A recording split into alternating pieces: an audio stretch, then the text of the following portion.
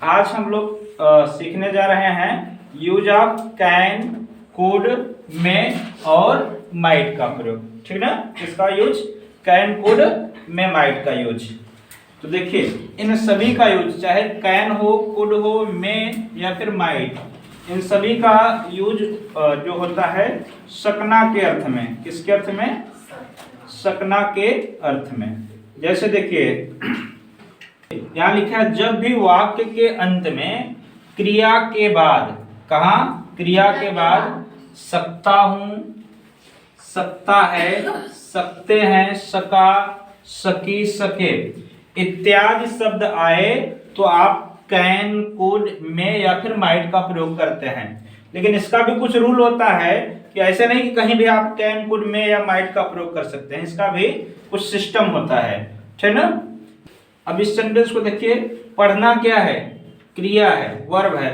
अब क्रिया के बाद ही ये सब चीजें बताया जा रहा है कि यदि कोई भी सेंटेंस हो क्रिया के बाद में सका, सकी, सके या फिर सकते हैं, सकता है ना, सकता हूं, ये सब शब्द आए तभी आपको कैन, कुड या मे, माइट का प्रयोग करना है। जैसे जा सकता है, जा सकता है, ठीक।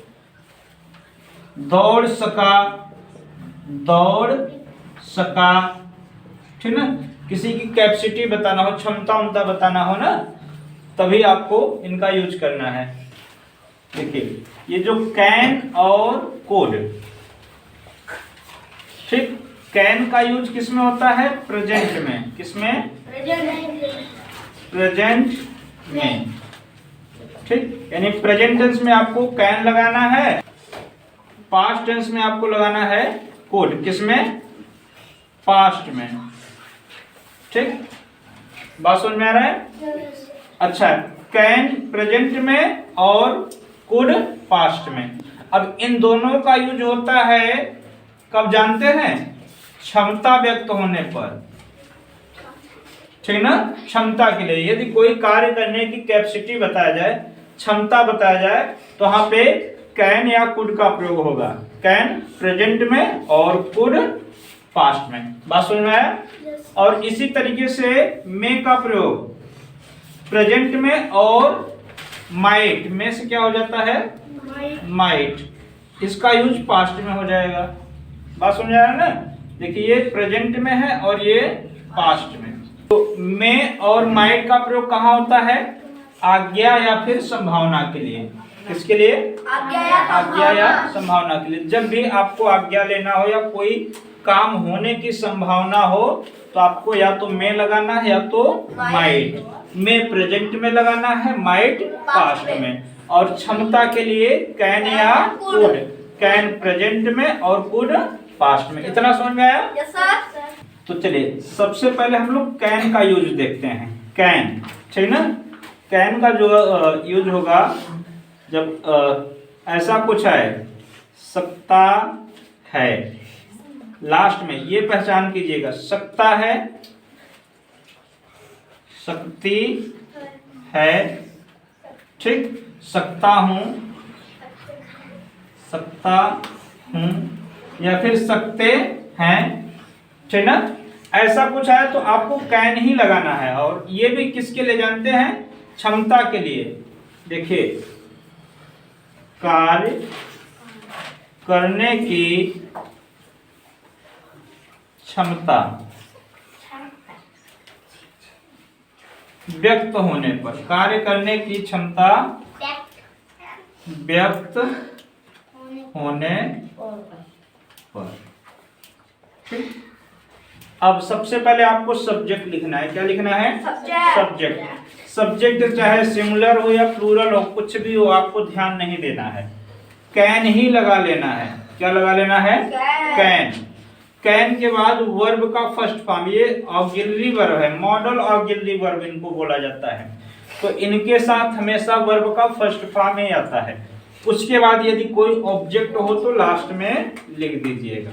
जैसे देखिए वह क्रिकेट खेल सकता है। अब इसमें ऑब्जेक्ट क्या है? क्रिकेट। तो चलिए ये जो क्रिकेट है इसको यहाँ से हटा के लास्ट में लिखना है। और इसी के स्थान पे आपको क्या लिखना है, कैन लिखना है। तो वह के लिए ही, उसके बाद यहाँ पे क्या लगाना है, कैन।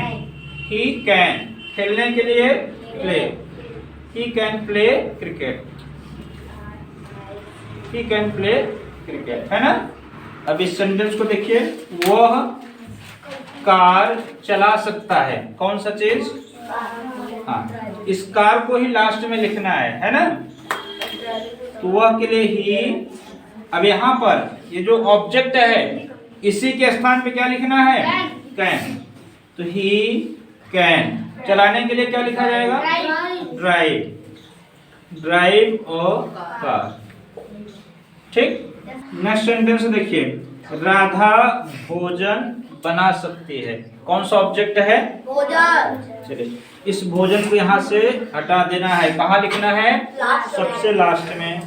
तो राधा, ठीक। उसके बाद यानी ये कैपेसिटी बता रहा है, राधा के अंदर कैपेसिटी है बनाने का, है ना। वह कार चला सकता है, उसके अंदर कार चलाने की क्षमता है।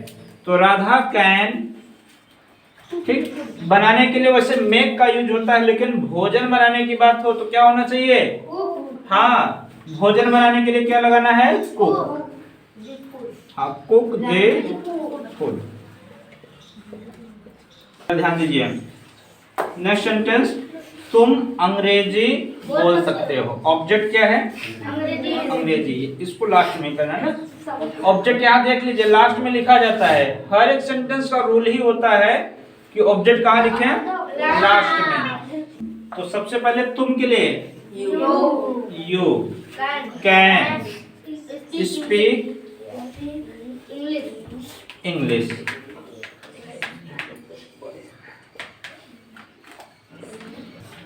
अब इस सेंटेंस को देखिए, वह प्रश्न, देखिए वह प्रश्न नहीं हल कर सकता है। अब इसमें नहीं शब्द आ गया, यानी नेगेटिव है। तो नेगेटिव से कोई घबराने की बात नहीं है, जो जहां है सो वही रहेगा। आपको केवल ऑब्जेक्ट पर फोकस करना है। किस पर, ऑब्जेक्ट पर। आप ऑब्जेक्ट को लास्ट में लिख दीजिए और इसी के स्थान पे आप कैन लिख लीजिएगा। तो वह के लिए ही, ठीक। अब यहाँ पे प्रश्न है लेकिन यहाँ लिखना नहीं है, इसके स्थान पे कैन लिखना है। ही कैन, नहीं के लिए नॉट, हल करना सॉल्व, सॉल्व। अब प्रश्न है तो solve the question. He can not solve the question. अब इस सेंटेंस को देखिए, क्या तुम तैर सकते हो ना। अब ये लास्ट में देखो क्वेश्चन मार्क आया है, यानी ये इंट्रोगेटिव है। क्या है, इंट्रोगेटिव। अब याद रखिएगा, शुरू में किसी भी सेंटेंस हो, कैसा भी सेंटेंस हो, स्टार्टिंग में क्या शब्द आता है तो इसके लिए व्हाट नहीं लिखना है, इसके लिए क्या लिखना है, जो भी हेल्पिंग वर्ब यूज हो रहा है उसी हेल्पिंग वर्ब को यहाँ लिख देना है क्या के लिए, ठीक। तो हम क्या के लिए कैन ही लगाएंगे। कैन यू, क्या, कैन यू। और स्विम मीन्स तैरना, कैन यू स्विम। तो स्टार्टिंग में क्या के लिए आपको क्या लगाना है, ये कैन, ठीक ना। कैन, जब भी स्टार्टिंग में क्या शब्द आए तो इसके लिए कैन। इस सेंटेंस को देखिए, वह तुम्हें पढ़ा सकता है। ऑब्जेक्ट क्या है, तुम्हें। इसको लास्ट में करना है ना। वह के लिए ही, अब यहाँ पे कैन लगाएंगे कि नहीं, ही कैन टीच मीन्स पढ़ाना, तो teach you, he can teach you. वे गीत नहीं गा सकते हैं, ये निगेटिव है। निगेटिव मतलब वर्ब के पहले आपको क्या लगाना है, नॉट। नॉट का यूज आप वर्ब के पहले कर देंगे तो वाक्य निगेटिव हो जाएगा ना। तो दे, उसके बाद गीत को तो लास्ट में करना है, ऑब्जेक्ट है तो can not sing a song, they can not sing a song. चलिए अब इस सेंटेंस को देखिए, क्या लड़के तेज दौड़ सकते हैं। ऑब्जेक्ट क्या है, तेज। ऑब्जेक्ट के लिए हम यहाँ पे तेज को मानेंगे ना। तो स्टार्टिंग में क्या शब्द आया है? तो कैन दी बॉयज, ठीक। उसके बाद रन फास्ट। अच्छा, अब इसी तरीके से ध्यान से समझिए, जिस तरीके से हम कैन का यूज कर रहे हैं ठीक इसी तरीके से कुड का भी प्रयोग होता है, मे का भी प्रयोग होता है और माइट का भी प्रयोग होता है। अब कैन कुड में माइट का प्रयोग कल देखेंगे, है ना।